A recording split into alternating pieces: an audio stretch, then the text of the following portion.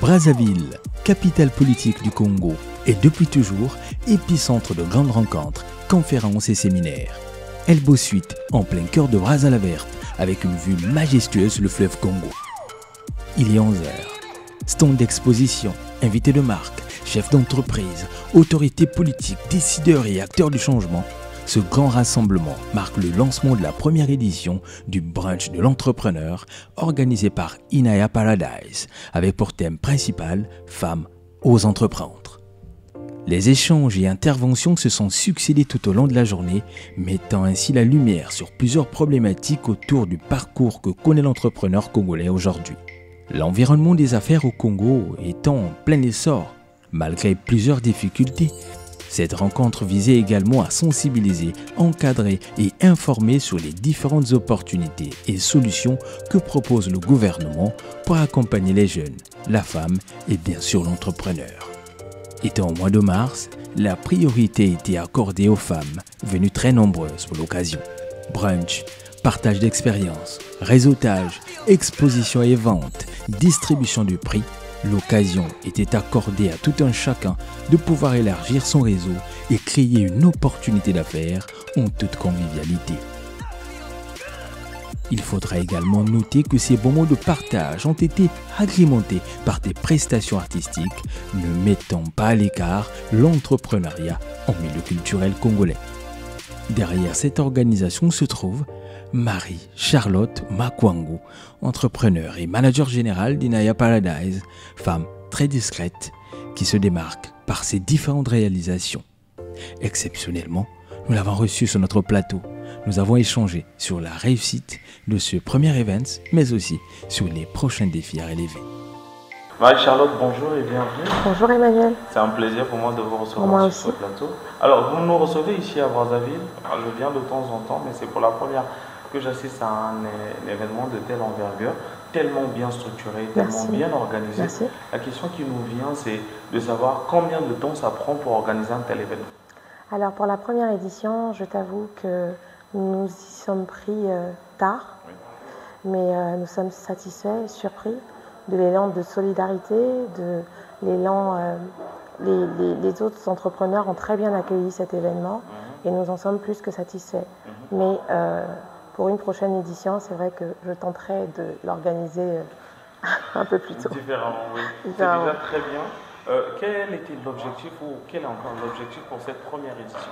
Alors, c'était le mois de mars, donc, qui est dédié aux droits des femmes. Et donc, j'ai voulu organiser cet événement pour permettre à toutes les jeunes femmes entrepreneurs de se rencontrer, de se connaître, de réseauter, de partager leurs produits et services.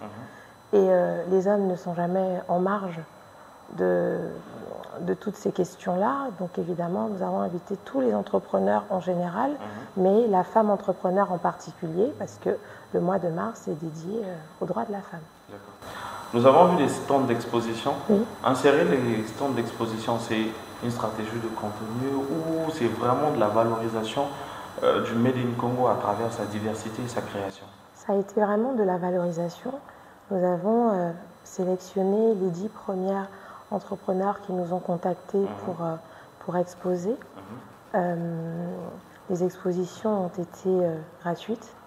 Donc le but était réellement de pouvoir offrir la chance, de pouvoir offrir à chacune de ces entrepreneurs de pouvoir promouvoir leurs produits et services.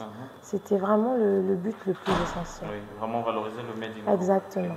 Revenons à Inaya Paradise. On a beaucoup parlé de Inaya Paradise dans le reportage que nous avons suivi. C'est la structure que vous dirigez. Ça fait combien de temps que vous existez et comment vous êtes structuré aujourd'hui? Alors, donc, Inaya Paradise existe depuis un peu plus de 3 ans. Nous organisons, nous planifions des événements professionnels et privés. Et donc là, nous nous installons depuis peu à Brazzaville également. Et donc, c'est aussi donc, de la même manière que nous avons voulu promouvoir pour les autres, c'est aussi une manière de promouvoir Inaya Paradise à Brazzaville, parce que nous étions à Pointe-Noire jusque-là. Et voilà, nous espérons qu'avec le temps, nous irons encore plus loin et que, comme nous le souhaitons à toutes nos consoeurs, que notre agence ira de l'avant. Le fait d'être à la tête d'une agence événementielle, est-ce que ça a rendu l'organisation plus facile? Oui, oui et non. Vous avez quand même l'habitude. Oui et non, parce que nous sommes des prestataires. En général, nous sommes prestataires. Et c'est la première fois que nous organisons, nous, un événement où nous sommes nous-mêmes acteurs de l'événement, organisateurs. Et donc, ça a été une première pour nous. Et nous sommes assez satisfaits. Évidemment, c'est comme tous les événements. Nous les préparons avec beaucoup de professionnalisme, donc forcément avec beaucoup de travail. Ça reste beaucoup de travail, donc ce n'est pas forcément plus facile.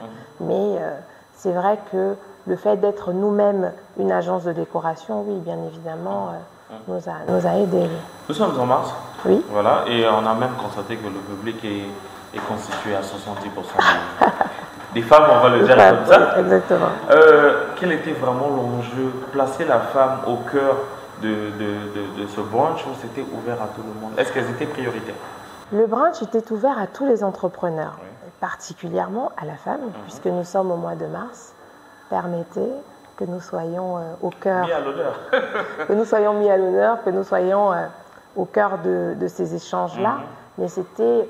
L'entrepreneur en général vit les mêmes réalités, est confronté aux mêmes difficultés, aux mêmes joies, la joie de pouvoir aller de l'avant. Et donc nous avons organisé cet événement vraiment autour de tous les entrepreneurs, avec des partenaires prêts à les écouter. Comme je disais dans le train, promouvoir nos produits et services. Donc non, le brunch de l'entrepreneur était réservé à tous. Maintenant que le stress commence à diminuer parce que vous avez fini la première édition, qu'est-ce que nous pouvons espérer pour la deuxième édition? Est-ce qu'il y a déjà une idée? Alors, une idée, oui, changer la thématique, changer le cadre, évidemment, mais nous vous promettons un événement toujours aussi riche et toujours aussi réussi, bien évidemment. En parlant d'événements, si vous avez pu organiser tout ça, c'est grâce à l'effort conjugué de plusieurs partenaires. Bien sûr. Est-ce qu'ils ont vraiment cru en votre projet ou encore c'est parce que ça devait revenir du monde qu'ils ont profité de pouvoir vous accompagner?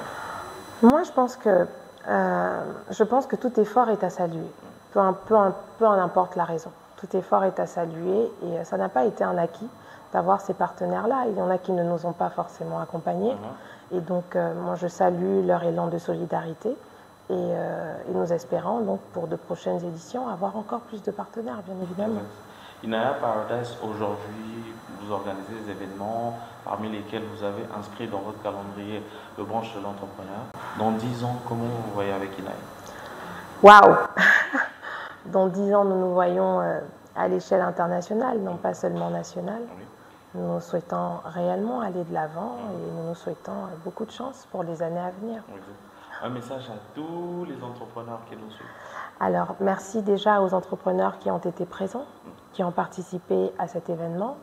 Nous espérons que cet élan attirera encore plus d'entrepreneurs pour les années à venir, parce que le but étant de promouvoir le vivre ensemble.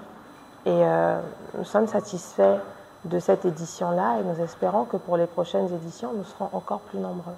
Marie-Charlotte, c'était un plaisir pour moi de vous recevoir. Pour moi aussi, Emmanuel. J'espère que ce n'est pas la dernière fois. Non, ce n'est pas la dernière fois. C'est un élan de plusieurs collaborations. Bien sûr. Quel est votre dernier mot?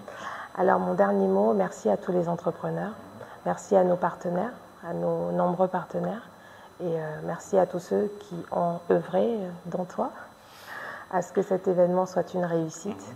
Et on se dit à très vite, à très bientôt. Ok, très bientôt. C'était Emmanuel Nkete, vous étiez sur Jeune Émergent Magazine. Je vous dis à très bientôt pour d'autres découvertes. Et on n'oublie pas, la femme est au cœur du changement.